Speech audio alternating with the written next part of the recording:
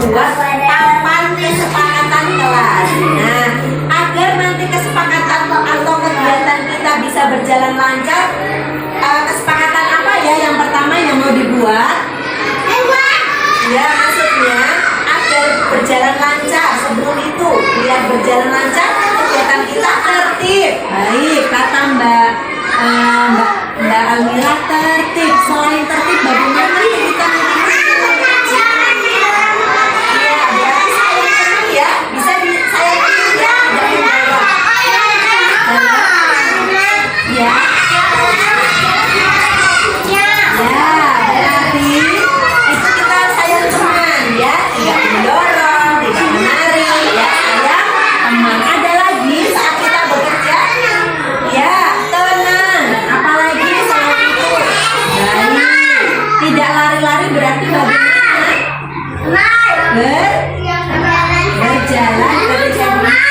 damai, baik, berjalan damai. Artinya damai apa, Mas?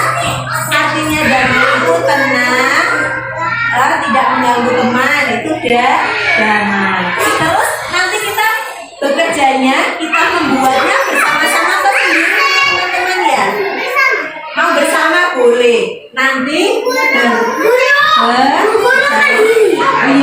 mandiri, bekerja sama. Baik.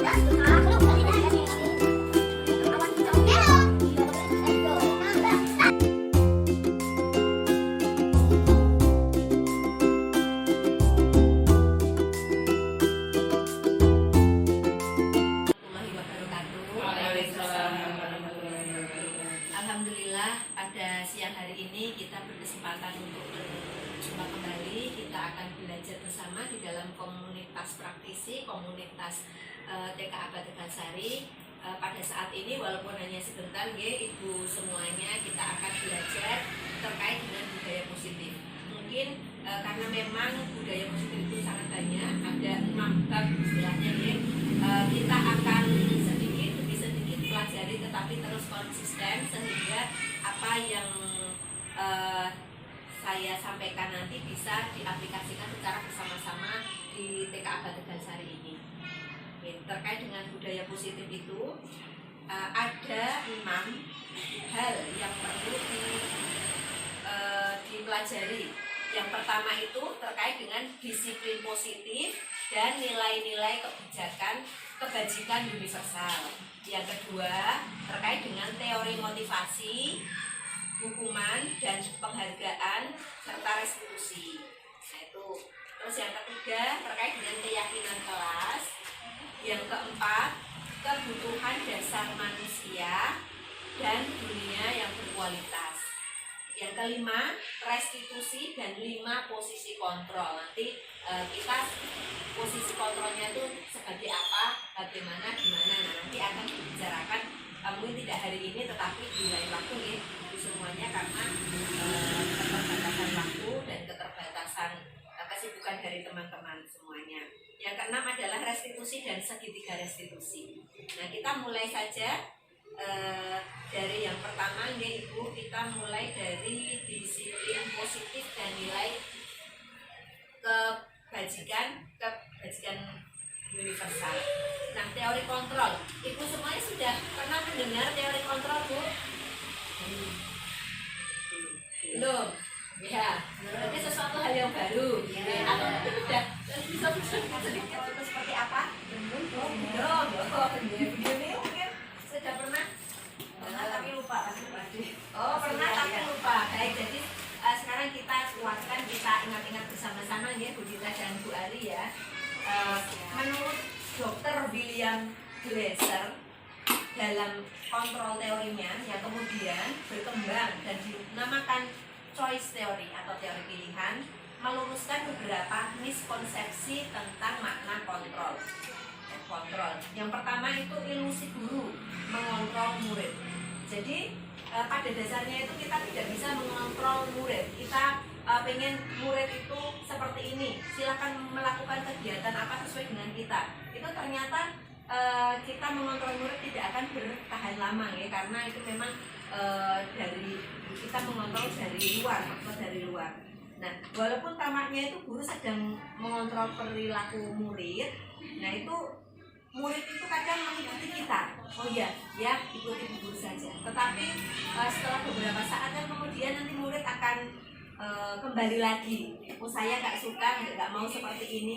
Nah ketika dikontrol guru, istilahnya kita mengontrol. Saya nggak mau apa yang dilakukan, yang diinginkan guru seperti ini. Nah itu namanya guru mengontrol murid ya. Nah teori kontrol ini menyatakan bahwa semua perilaku memiliki tujuan, bahkan terhadap perilaku yang tidak disukai. Ya. Ini ilusi guru mengontrol murid. Kemudian yang kedua, ilusi bahwa semua penguatan positif itu efektif dan bermanfaat. Penguatan positif itu apa, Bu? Yang Ibu pahami, penguatan positif yang dilakukan di dalam kelas. Misalnya gini, apa Bu Ari?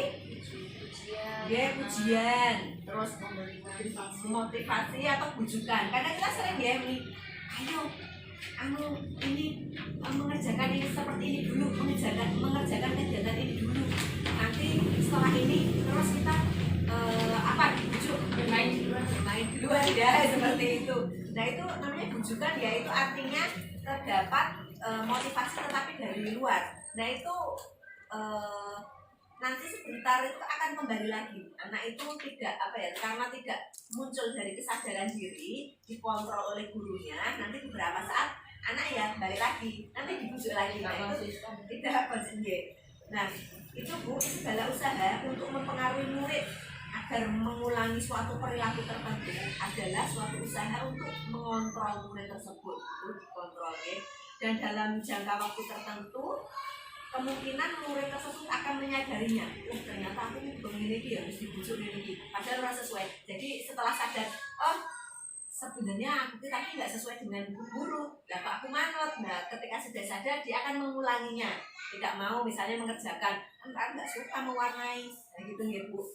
Kok disuruh mewarnai, nah terus kan jadinya bermain-main lagi, putar-putar ke sana. Sananya ngobrol kan disuruh mewarnai, tadinya dibujuk. Terus mewarnai nanti boleh setelah ini kamu mau apa? Gitu. Itu namanya bujukan, ya. Itu namanya kontrol. Kita sebagai seorang guru sering ya melakukan seperti itu kepada siswa kita.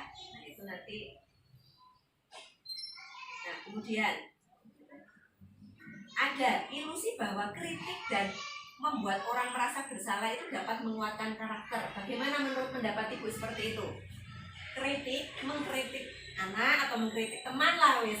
Nah itu terus membuat merasa bersalah, anak membuat merasa bersalah, anak itu menurut ibu bagaimana? Apakah benar bisa menguatkan karakter anak itu sendiri? Mengkritisi atau apa namanya, bisa menyampaikannya. Menurut Bu Yati bisa, tetapi menyampaikannya secara halus. Mungkin menurut Bu Fat bagaimana, Bu Fat? Oh bisa, ya. Dan membuat orang merasa bersalah. Seperti bagaimana tuh Bu? Membuat orang itu merasa bersalah. Ini Bu Ari bisa mencontohkan? Jadi misalnya anak melakukan sesuatu yang di luar dengan kendali, misalnya ya ini maksudnya merasa bersalah itu dia kan terlalu aktif gitu lah ya, nggak bisa diam gitu loh, dari terus merasa bersalahnya itu guru biasanya seperti ini. Mas Raka, masa kamu tuh gak kasihan sama guru itu sudah tua loh, sudah sampai begini, masa kamu gak begini gitu lah. Misalnya seperti itu kalau saya. Ya, betul ya. Apa yang disampaikan Bu Ari itu betul. Jadi memberikan rasa bersalah kepada anak. Biar nanti karpe kita, memang kita itu sebagai guru itu karpe ya bagus. Memang biar membentuk karakter anak. Tetapi kadang caranya yang kita itu belum paham, belum mengerti. Pada esensinya itu bahkan menjerumuskan anak, bukan membentuk karakter yang baik. Jadi nanti kedepannya ada budaya positif itu terkait dengan itu, nggih. Jadi ketika membuat orang atau anak itu merasa bersalah, nanti anak itu tidak semakin baik, tetapi dia akan mengalami penurunan perilaku seperti itu. Nah, jadi saya setuju deh. Kritik itu kadang juga membuat semakin down bagi anak. Artinya saya membuktikan sendiri ketika mungkin Devi ya, ketika dia salah, tapi ditambah kita menyalahkan, ditambah itu dia kan semakin down. Tapi ketika kita dengan apa jenis mengalihkan perhatian atau memberi nasihat yang membuat dia itu tidak melakukan lagi, itu akan apa namanya, dia ini berpikir dan menjadi lebih baik. Tapi kalau ditambah kamu itu yo terus gitu itu akan membuat down gitu. Seperti itu. Ya, terus yang disampaikan Bu Umi dan Bu Ari tadi ya Ibu. Jadi memang ini merupakan ilmu yang baru. Kita itu memang niatnya seorang guru itu memang tujuannya itu bagus, tetapi kadang caranya karena belum tahu ilmunya. Makanya ini ada ilmu baru, ilmu yang bagus sekali. Itu kita praktekkan bersama-sama, ya, sehingga nanti kedepannya itu TK Abadi Dasar itu mempunyai budaya yang positif. Tapi ini bisa ditambahkan divisi ya, budaya positif gitu. Nah itu, dan menggunakan kritik dan rasa bersalah untuk mengontrol murid biar sesuai ya dengan kita gitu ya, itu pada dasarnya itu akan membuat murid itu gagal seperti yang Bu Umi sampaikan tadi. Jadi malah gagal, malah karakternya nggak semakin baik, tetapi malah semakin jadi gitu ya, semakin menjadi apa namanya, perilaku buruknya si anak itu. Nah mereka itu belajar untuk merasa dirinya itu selalu buruk, jadi kan selalu dikritik, disalahkan, terus merasa bersalah itu akan membentuk, wah aku tuh nggak pernah merasa benar gitu, nggak pernah benar melakukan segala sesuatu. Jadi itu memperburuk karakter diri si anak tersebut. Nah dan di situ anak itu sebenarnya mengembangkan dialog negatif. Oh aku selalu salah, aku nggak pernah ada benarnya. Itu nanti kemudian ke depan-depannya bisa menjadi harga diri yang rendah. Jadi dia tidak berani, tidak percaya diri, akhirnya menarik diri. Nah itu nanti efek jangka panjangnya luar biasa nih, karena ketidaktahuan kita, naudzubillah dari ya ibu. Nah itu bisa dampaknya bisa begitu buruknya kepada anak nih. Nah memang kadang sulit ya bagi kita untuk kita itu mengenali mereka itu pas saat berperilaku yang buruk itu tadi. Nah karena sering misalnya guru itu juga mengontrolnya itu walaupun dia itu suaranya halus, lembut, tapi sebenarnya itu menyalahkan. Tidak, misalnya kalau bisa dia enggak, gitu kan jelas. Tetapi kayak gini, nah, kayak gitu. Halus kita, tetapi penekanannya gitu ya. Kalau seumpamanya ini kan ada anak yang mungkin apa ya, susah disuruh diam gitu. Itu usil karena dia akhirnya nyenggol botolnya temannya, tumpah.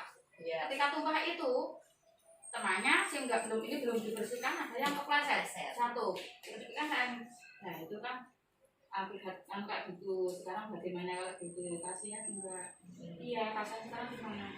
Mau tak bersihkan, terus minta maaf itu bagaimana? Kakak yang gitu itu juga termasuk apa sih Itu namanya? bagus, bukan mengontrol. Itu namanya nanti ada, memang ada di sini depannya ada konsekuensi, ada hukuman dan ada Kan konsekuensi. besoknya lagi kan dia lebih Betul, berhati-hati, ya. nggak bertindak, nggak terlalu over gitu. Betul, itu enggak masalah. Nanti ada di bagian selanjutnya depannya ada konsekuensi. Terus yang selanjutnya kontrol itu seperti apa? Begini mungkin sudah pernah. Ya. Selanjutnya ya, ibu-ibu, ilusi yang berikutnya ada ilusi bahwa orang dewasa itu memiliki hak untuk memaksa. Nah itu sesuatu yang tidak benar ya. Memaksa walaupun anak-anak itu memang bisa kita kontrol, bisa kita kendalikan, tetapi tentu saja itu tidak dibenarkan ya. Nanti untuk jangka panjangnya itu tidak akan berlaku. Dipaksa mereka akan mencari bagaimana caranya agar tidak bisa untuk dipaksa. Jadi mereka akan berpikiran negatif juga ya ibu-ibu. Ketika kita selalu memaksa, kamu harus mengerjakan ini, tetapi insya Allah alhamdulillah untuk hal yang seperti ini di tempat kita sudah tidak berlaku ya, untuk yang memaksa. Hanya yang ilusi-ilusi yang di atas tadi seperti mengkritik dan membuat anak itu merasa bersalah itu masih kadang juga masih saya rasakan juga. Terus ada teori yang ilusi kita selalu mengontrol murid mengikuti keinginan kita. Nah itu sudah banyak berkurang biasanya ya. Nah serta penguatan positif atau bujukan atau pujian atau memberi reward, dan besok kita akan belajar bersama terkait dengan reward dan punishment. Nanti ada teori stimulus respon dan kemudian dengan kontrol. Ini bagaimana ada perbedaannya. Jadi untuk saat ini kita mengetahui dulu terkait dengan teori kontrol menurut William Glasser. Kemudian besok kita akan bandingkan stimulus respon dengan teori kontrol ini harus seperti apa. Di stimulus respon itu sikapnya bagaimana, kalau sesuai dengan teori kontrol itu harus bagaimana. Nah terus ke arahnya depannya ada hukuman dan Bu Ari? Hukuman dan konsekuensi seperti yang disampaikan Bu Fat. Besok juga kita akan pelajari bagian per bagian agar bisa terserap dengan baik, dilaksanakan. Kemudian besok ada materi baru lagi, diserap, dicerna, dimaknai dengan baik, terus dilaksanakan. Sedikit-sedikit begitu ya ibu-ibu semuanya. Ya mungkin mau tanya ya, kita sharing aja ya. Ilusi nggak orang dewasa untuk memaksa tadi. Mungkin misalnya ya untuk hal-hal yang wajib sifatnya misalnya sholat, mungkin bagi anak yang jauh sudah nggak anak-anak lagi gitu. Apakah kita juga misalnya kan sholat itu sebuah kewajiban gitu.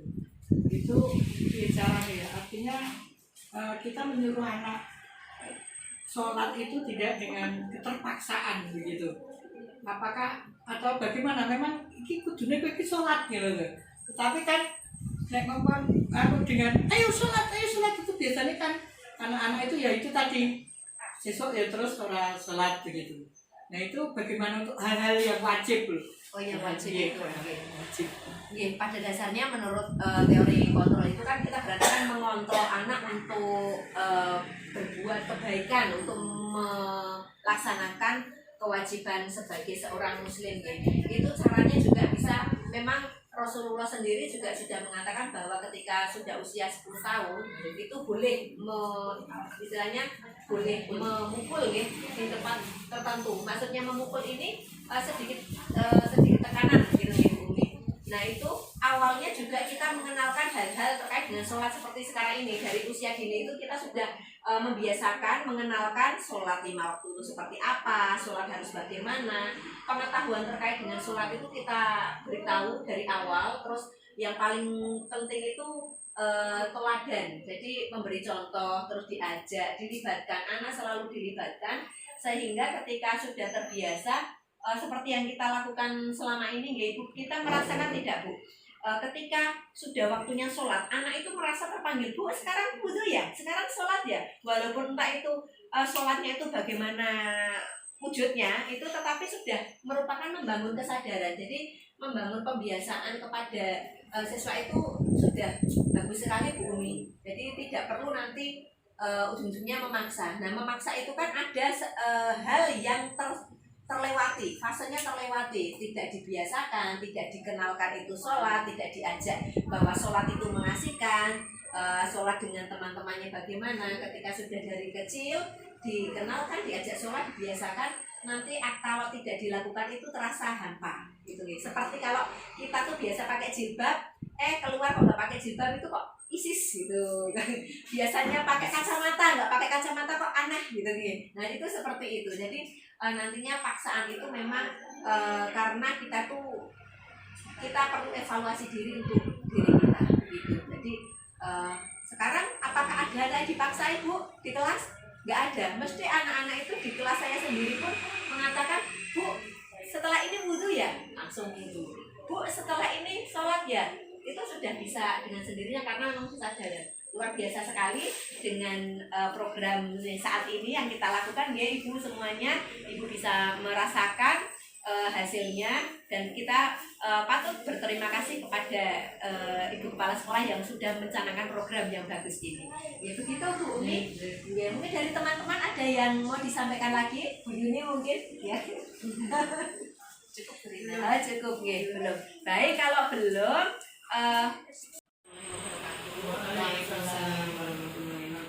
Alhamdulillah ya Ibu, kita bertemu lagi. Nanti kita memanfaatkan waktu yang sebentar ini untuk belajar terkait dengan budaya positif. Kita melanjutkan dari hari kemarin. Jadi kemarin sudah baru sampai teori kontrol. Ada 5 ilusi ya, ilusi guru itu mengontrol murid. Jadi sebenarnya guru itu tidak perlu mengontrol murid, tapi muridnya itu mempunyai inisiatif untuk suatu kegiatan. Kemudian ilusi juga bahwa penguatan positif itu efektif dan bermanfaat. Tetapi kemarin sudah dijelaskan juga bahwa ternyata penguatan positif itu belum tentu bermanfaat. Ujian, bujukan itu tidak terlalu bermanfaat bagi murid. Terus ada ilusi juga membuat murid merasa bersalah dan bisa menguatkan karakter. Itu juga ada miskonsepsi ya, ada konsep-konsep yang memang perlu diluruskan. Terus orang dewasa itu berhak untuk memaksa, itu konsep yang perlu diluruskan. Ya baik Ibu, untuk kali ini kita lanjutkan ya, bagaimana seorang itu bisa berubah dari paradigma stimulus respon. Jadi ketika kita memberikan stimulasi, nanti ada respon dari anak.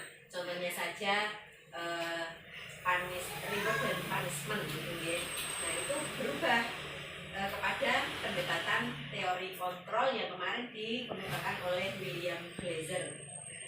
Ini ada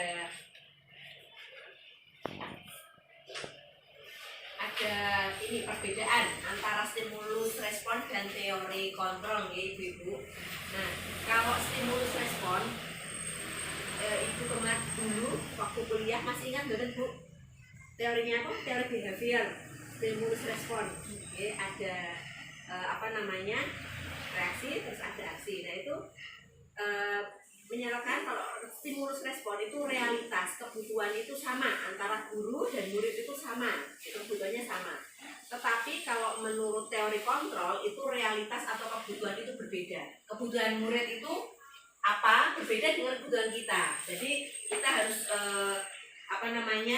menyadari bahwa murid itu belum tentu sama apa yang kita butuhkan gitu. Jadi misalnya kita kan memberikan materi itu contohnya apa Bu? Misalnya hari ini mau mengelompokkan, tapi anak tidak tentu ingin untuk mengelompokkan. Jadi kita tawarkan kembali, dan alhamdulillah di TK kita juga sudah mulai memperhatikan dari kebutuhan siswa. Kemudian, nah ini kalau stimulus respon itu melihat semua orang itu melihat hal yang sama. Nah, kalau teori kontrol itu melihat itu dari segi yang berbeda.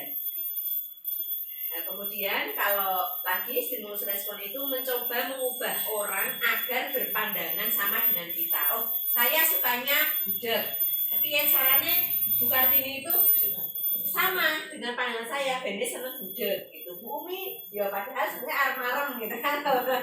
Gitu, nah itu pengennya itu kalau stimulus respon itu berpandangan sama dengan kita. Begitupun dengan anak-anak. Misalnya, anak-anak harus bisa membaca, menulis dengan cara manut guru gitu. Anak-anak, guru kalau misalnya belajar menulisnya dengan cara seperti ini apa? Ya, menurut guru gitu. Tapi alhamdulillah insya Allah di sekolah kita sudah tidak seperti itu ya. Nah itu berpandangan sama. Sedangkan teori kontrol itu berusaha memahami pandangan orang lain tentang dunia. Jadi menurut Bu Kartini gimana?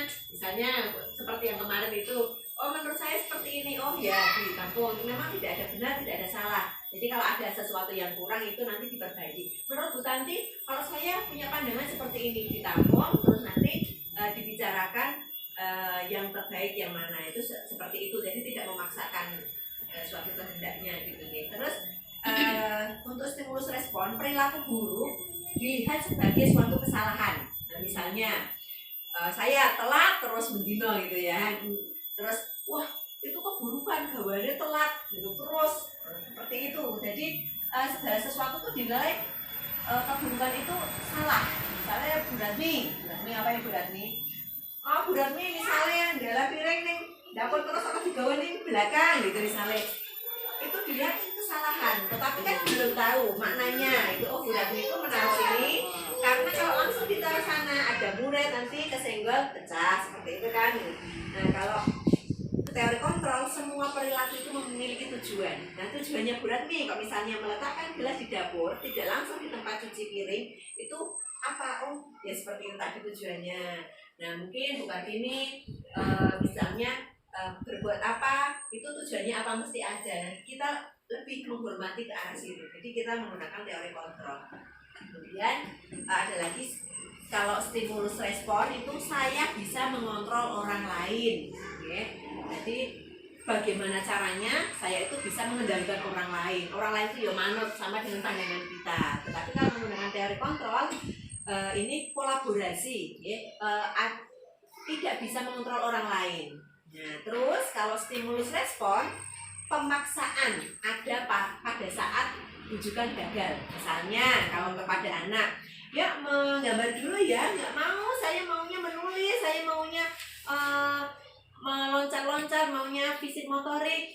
Nah kan bujukannya kita gagal. Nanti dikasih misalnya apa ya, bola, dikasih permen, enggak mungkin ya permen, dikasih mainan di dalam. Nah kan nggak berhasil, dia sudah kekeh untuk belajar atau bermain fisik motorik. Nah kemudian dipaksa, ayo toh, nah orang nurut wes ben, nganu, nengkene dewe tak tinggal. Nah itu akhirnya memaksa. Itu kalau stimulus respon, biar pintunya tak tutup kali di luar saja gitu itu. Nah terus kalau teori kontrol itu kolaborasi dan konsensus menciptakan pilihan-pilihan baru. Jadi misalnya nggak mau nih, ya sekarang waktunya menggambar, saya nggak mau Bu, nggak mau menggambar, saya maunya bermain fisik motorik aja di luar, mainan ayunan. Baik, kita ciptakan pilihan. Baik, seperti itu. Bu Guru mempunyai pilihan, kalian bermain di luar dulu, baru nanti menggambar, atau menggambar dulu baru ini. Nanti kan anak berpikir, oh iya ya nggak apa-apa. Nah gitu kan, tanpa ada paksaan, tidak ada rujukan dan paksaan. Nah ini menurut stimulus respon dan teori kontrol. Satu lagi, nah kalau di stimulus respon itu adanya model berpikir menang kalah. Menang kalah. Nah, saya berhasil memaksa kan menang. Dan yang pihak yang berhasil dipaksa itu kan kalah. Gitu ya. Nah, kalau teori kontrol itu model berpikir menang dan menang. Artinya apa? Kita juga mempunyai sesuai dengan kurikulumnya, misalnya menggambar gitu ya, FPP-nya menggambar. Kok anak pengen bermain, akhirnya kan anak memilih bermain dulu atau menggambar dulu, misalnya dikasih pilihan seperti itu. Jadi kan anak juga menang karena sesuai kebutuhan anak itu diikuti, terus gurunya juga sesuai dengan apa yang di tujuan pembelajarannya juga tercapai gitu ya. Itu terkait dengan makna stimulus respon dan teori kontrol. Nah, itu kita bisa menerapkan posisi kita saat ini tuh di mana? Apakah kita masih menggunakan stimulus respon atau sudah beralih pada teori kontrol? Itu kita kembalikan ke diri kita sebagai bahan refleksi. Terus kedepannya, oh ternyata saya bisa menggunakan teori yang ini, kontrol. Nah, suatu saat kita tidak tahu ya, suatu kasus itu memang membutuhkan teori yang stimulus respon. Ya, tidak apa-apa sesuai dengan keadaan, tetapi diharapkan nantinya arahnya menggunakan teori kontrol. Gitu ya.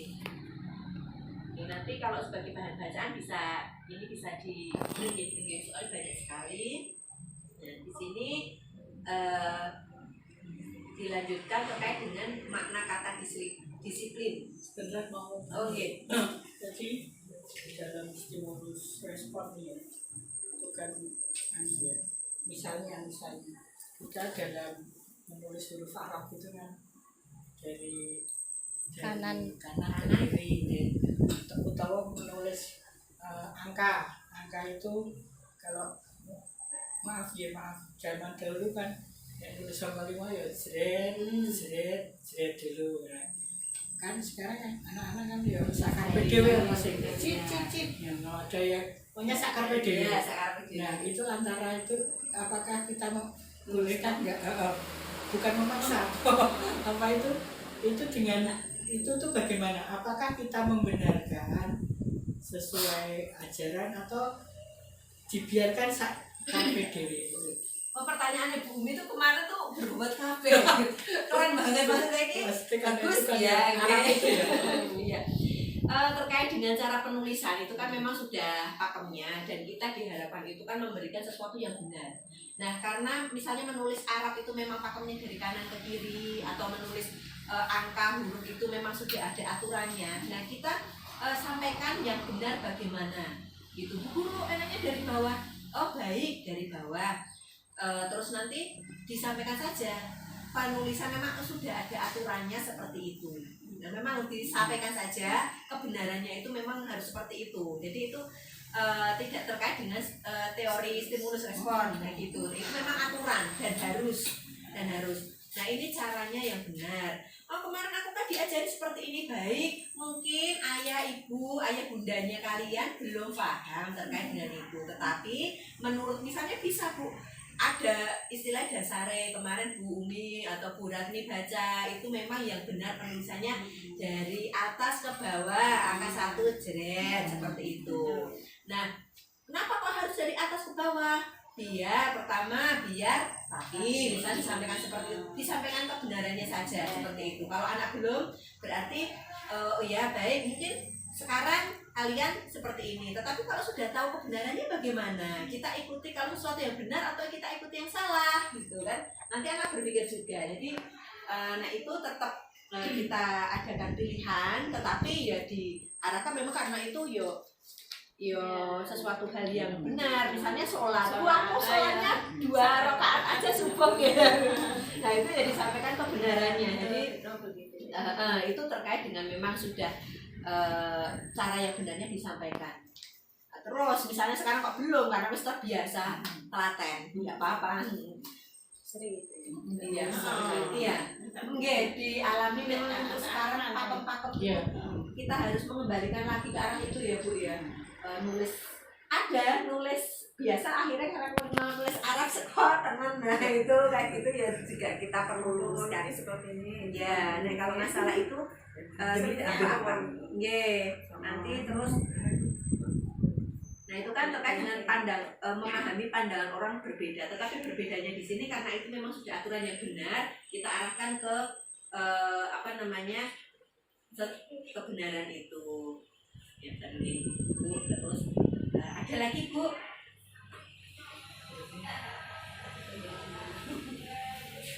Terkait dengan stimulus respon itu memang teori behavior.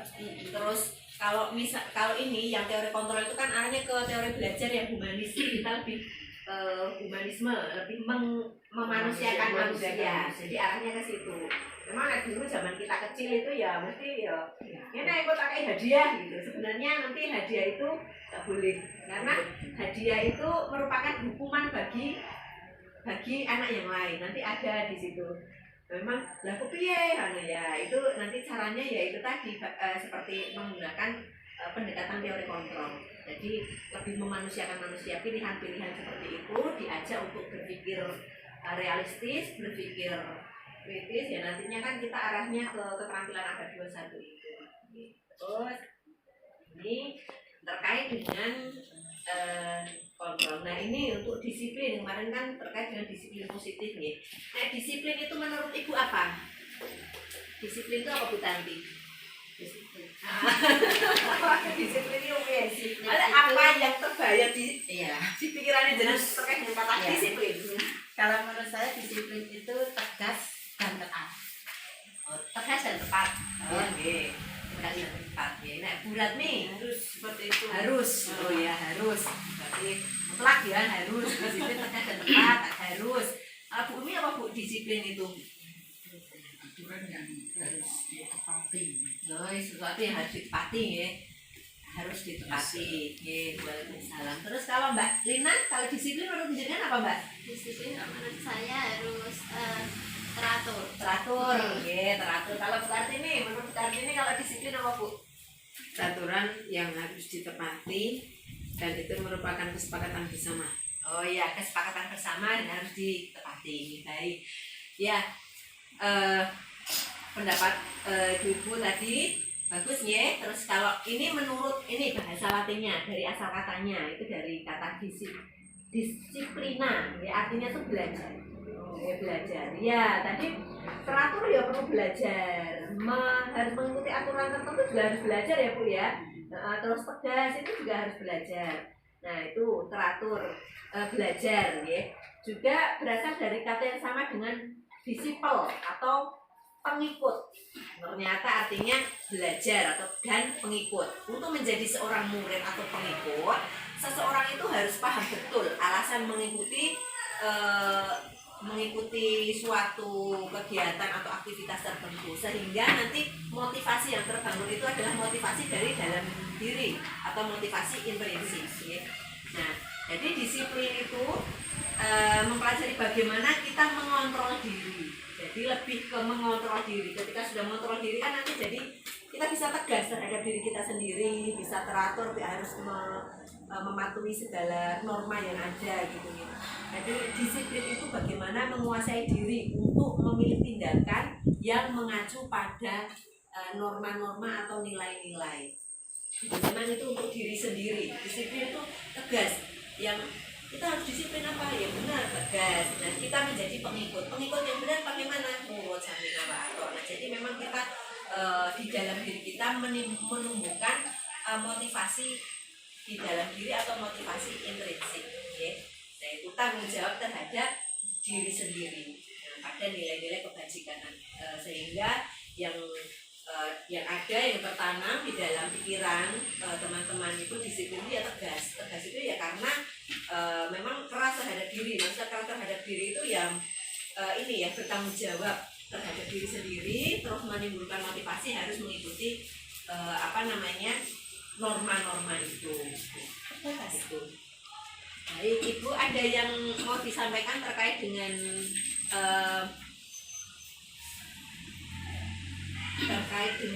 apa Bu? Disiplin positif, nilai-nilai kebajikan universal. Nah ini kita baru poin yang pertama atau bab yang pertama nih. Jadi kemarin itu ada disiplin positif. Nah disiplin itu ya tadi tegas terhadap diri kita sendiri, terhadap nilai-nilai kebajikan yang universal. Ya, makanya ada teori kontrol dan teori stimulus respon. Baik, kalau tidak ada ini masuk ke yang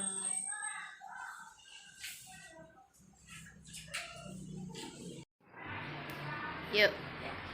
baik. Dari apa yang saya sampaikan tadi, apakah ada yang mau disampaikan mungkin? Bukan Ya, ini tadi kan kita harus saat ini mulai dari sekarang berubah. Nah, kita harus merubah dari mindset kita juga kan. Nah, mungkin dari teori kontrol tadi itu mungkin kata-katanya yang kita print, kita buat banner dan mungkin bisa dipasang di sekolah. Jadi mungkin di bawah dipasang, di atas juga ada gitu. Mungkin nanti sekali waktu itu kita akan sering melihat itu, kita akan menimbulkan sikap positifnya itu lebih sering. Oh iya, aku dulu Oh iya, pas lupa gitu ya. Ya, tujuannya biar kita lebih sering untuk menanamkan positif pada diri kita dan pada anak. Gitu. Oh iya. Terima kasih Bu Kartini. Ini masukan yang bagus sekali, ide yang bagus sekali. Jadi kita kan sekarang sudah mulai meninggalkan terkait dengan stimulus respon itu tadi ya, teori behavioris kepada ke teori kontrol. Jadi memang kita mempunyai pandangan yang lebih luas ketika kita menggunakan teori kontrol. Mungkin ada teman-teman yang punya pendapat yang lain atau apa yang akan disampaikan dari tadi teori stimulus respon dan teori kontrol tersebut. Ya, barangkali kita itu memang harus selalu belajar, artinya kan kadang-kadang lupa itu teori behavior itu teori humanisme seperti ini. Dan kita itu sekarang hidup pada zaman sekarang dengan anak-anak generasi Z ya. Luar biasa itu tidak bisa terjemahkan ini soalnya. Jadi kita harus terus belajar. Dengan perkembangan yang baru ini kan juga guru ini tidak berhenti belajar gitu. Jadi nggak anak saja yang harus belajar terus, tapi juga guru juga harus belajar. Oke, terima kasih. Ya, Bu Umi, terima kasih banyak. Benar sekali apa yang disampaikan Bu Umi, bahwa kalau kita sudah berniat untuk mengajar, maka kita harus berani untuk belajar. Begitu nggih, Ibu semuanya ini. Mungkin kegiatan ini acara sampai di sini sampai bab 1 nggih, ini baru sampai bab 1. Kemarin ada miskonsepsi terkait dengan kemarin teori kontrol itu nggih, miskonsepsi terus sekarang ada stimulus respon dengan teori kontrol kita bandingkan. Nah, ini insya Allah kita akan terapkan bersama. Nanti usulannya dari Bu Kartini bisa ditindaklanjuti sehingga kita akan selalu ingat dan saling mengingatkan begitu nih di dalam lingkungan TKA Kecerdasan ini. Oke, sekian saja dari saya untuk hari ini. Bisa kita lanjutkan di lain kesempatan. Banyak salam, mohon maaf. Assalamualaikum warahmatullahi wabarakatuh. Waalaikumsalam warahmatullahi wabarakatuh.